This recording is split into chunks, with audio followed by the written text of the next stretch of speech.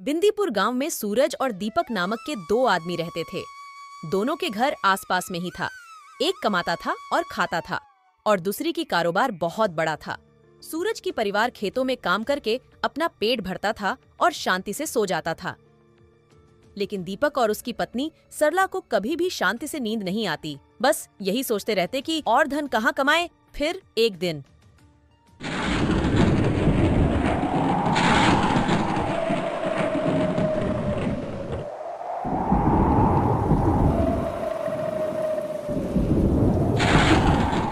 क्या बताऊँ तुम्हें, आज सब्जी तो बिल्कुल भी नहीं बिकी।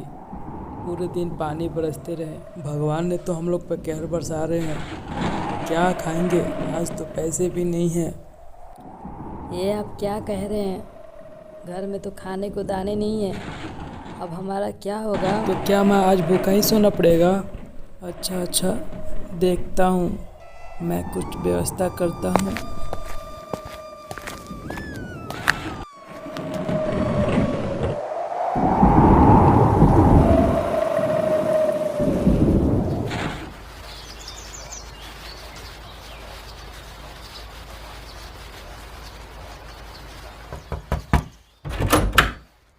क्या बात है सूरज भाई, इतनी रात को दरवाजे क्यों खटखटा रहे हो?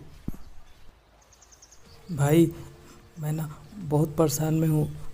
मेरे घर में कुछ खाने को नहीं है। यहाँ पर लंगर चल रही है क्या कि तुम आ गए हमें मुंह दिखाने? जाओ यहाँ से। और तुझ में अक्ल नहीं है क्या? इतनी रात को दरवाजे खटखटाते हो। यहाँ तुम्हें कुछ नहीं मिलेगा। पता नहीं कहाँ कहाँ से आ जाते हैं।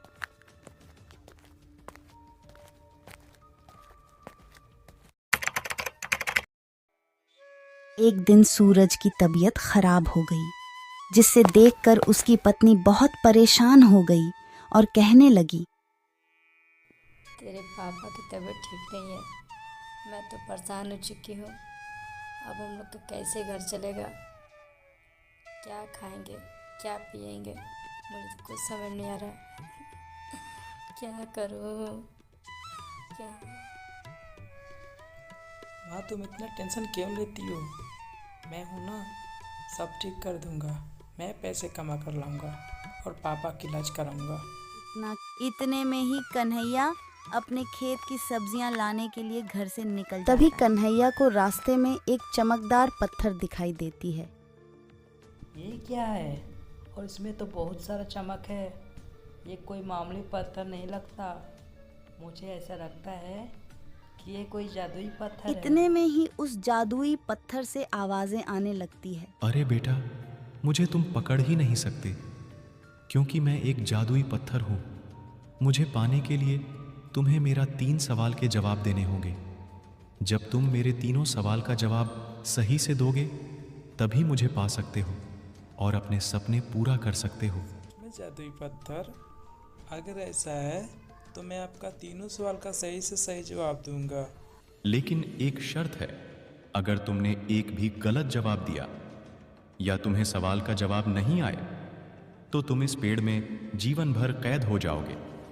क्या तुम्हें मंजूर है? कन्हैया मन में सोचने लगता है, मेरी माँ बहुत परेशान है और मेरे पापा तो बहुत ही बीमार हैं।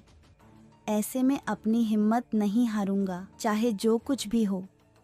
मैं जादुई पत्थर का सारा जवाब ज़रूर दूंगा और अपनी सपना ज़रूर पूरा करूंगा। मुझे तुम्हारी शर्त मंजूर है। मैं अवश्य तुम्हारे प्रश्नों का उत्तर जरूर दूंगा। ठीक है, तो पहला सवाल है। एक राजा ने हत्यारे को मौत की सज़ा सुनाई। उसे 3 कमरे दिखाए गए। पहले कमरे में आग लगी है, दूसरे में खाई है और तीसरे में ऐसे शेर हैं जिन्होंने 3 सालों से कुछ। इसका क्या जवाब होगा? कमरा नंबर 3 होगा, क्योंकि 3 सालों से भूखे शेर अब तक तो मर चुके होंगे। तुमने तो बहुत ही सही जवाब दिया बालक। अगला सवाल है, मोर एक ऐसा पक्षी है जो अंडे नहीं देता, तो मोर के बच्चे कैसे पैदा होते हैं? हाँ, ये सवाल तो मुझे आती है। ऐसा है, मोरनी अंडे देती है, मोर नहीं। बिल्कुल सही जवाब। चलो चलते आखिरी सवाल पर। ऐसी कौन सी चीज है जिसे हम निगले तो जिंदा रह जाएं? अगर वह हमें निगले तो हम मर जाएं। क्या है? इसका जवाब तो पानी होगा। क्यों, क्या हुआ जादुई पत्थर? मैंने तो तुम्हें सारी सवालों का जवाब सही से दिया है। हाँ। हाँ बालक, मैं बहुत खुश हूं जो कि तुमने मेरे तीनों सवालों के सही जवाब दिए। अब तुम अपने सपने साकार कर सकते हो। जो तुम्हें चाहिए वो मुझसे मांग सकते हो। बोलो बालक, तुम्हें क्या चाहिए? तभी वो जादुई पत्थर कन्हैया की सारी परेशानियां को ठीक कर देता है।